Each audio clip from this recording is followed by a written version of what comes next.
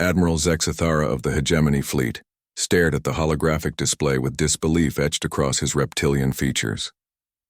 The small blue planet that had barely registered on galactic sensors 50 years ago now commanded the attention of every major civilization in known space. "Tell me again," he hissed to his intelligence officer, "how many systems have fallen under human protection in the last decade?" Commander Yilseth's mandibles clicked nervously. 47, Admiral. And that number grows weekly. 50 years.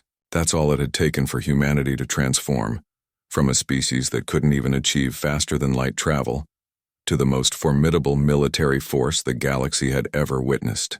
The Hegemony, with its 1,000-year reign of terror, now found itself looking over its shoulder at these strange bipedal creatures from a backwater system. It had begun innocuously enough. First contact with Earth had been routine, another pre-FTL civilization discovered by Hegemony scouts, ripe for subjugation or exploitation. The initial reports had been dismissive. Primitive technology, fragmented governments, high aggression but limited to chemical propulsion and nuclear weapons. Recommend standard annexation protocols. But humanity had surprised everyone. Within months of first contact, human scientists had reverse-engineered Hegemony FTL technology. Not copied, reverse-engineered and improved upon it. Their first interstellar ship, the UES Defiance, had achieved jump speeds that exceeded even the Hegemony's fastest vessels. The Galactic Council had taken notice, extending an invitation for humanity to join as a junior member. It was meant to be a formality. New species were typically given mining rights to a few asteroid belts and expected to pay tribute for the privilege of galactic citizenship. Humanity had other plans. Captain Sarah Chen, Earth's first ambassador to the Galactic Council, had walked into the Great Assembly Hall on Nexus Prime with a simple message. Earth claims no territory beyond our own system, asks for no special privileges, and seeks only peaceful coexistence. However, we will defend ourselves and our interests with every means at our disposal. The assembled aliens had barely suppressed their amusement. What could one small world possibly do against civilizations that spanned hundreds of star systems? They learned the answer 6 months later when the Vorthan Syndicate attempted to establish a mining operation in the Sol system. The Vorthans were known for their brutal efficiency. They would strip mine entire worlds, enslaving the native populations in the process. They brought a fleet of 200 warships to cow the humans into submission. They brought 200 ships to Sol. 7 limped home. The battle footage had spread across the galaxy like wildfire. Humanity's ships moved with impossible precision, their weapons technology decades ahead of anything the galaxy had seen. But it wasn't just their technology that had shocked the watching civilizations, it was their tactics. Where other species fought with rigid formations and predictable strategies, humans fought like nothing the galaxy had ever encountered. They used their own ships as weapons, ramming Vorthan vessels at relativistic speeds. They deployed nuclear weapons in ways that violated every conventional understanding of space warfare. Most terrifying of all, when their ships were crippled beyond repair, human crews would pilot them directly into enemy formations, detonating their reactors at point-blank range.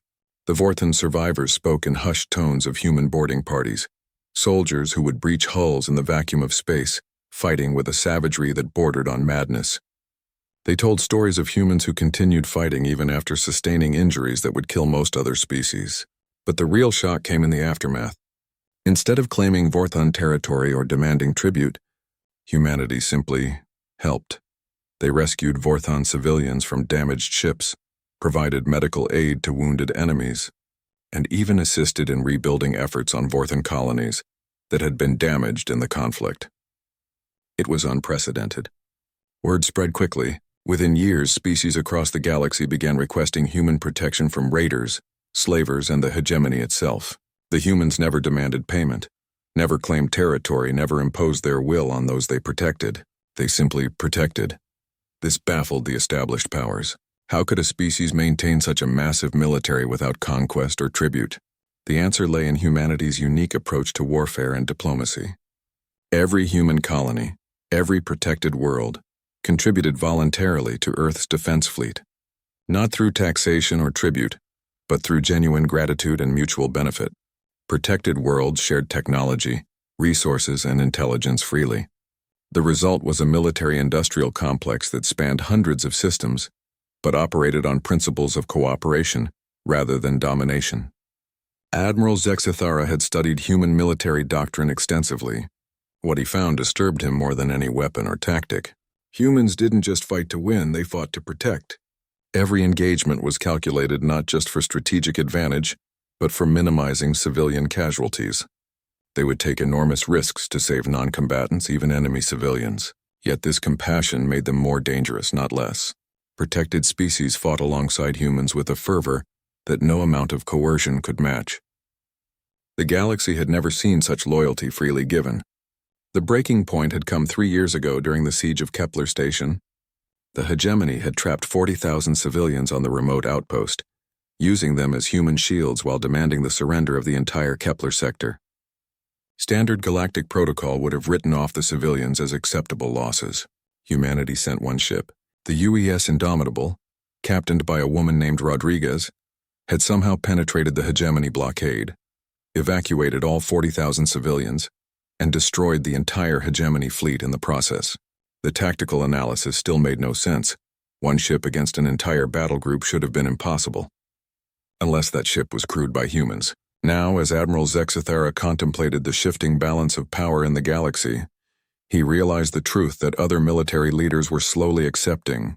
Humanity hadn't become the most feared military power through superior technology or numbers. They had become the most feared because they fought for something worth fighting for. And in a galaxy built on exploitation and domination, that made them the most dangerous force imaginable. The Admiral's communication array chirped. Another protected world requesting human assistance. Another system slipping from hegemony control. He watched the blue dot that represented Earth Pulse on his tactical display, and wondered if his 1,000-year empire would survive another 50 years of human newcomers. Somehow, he doubted it.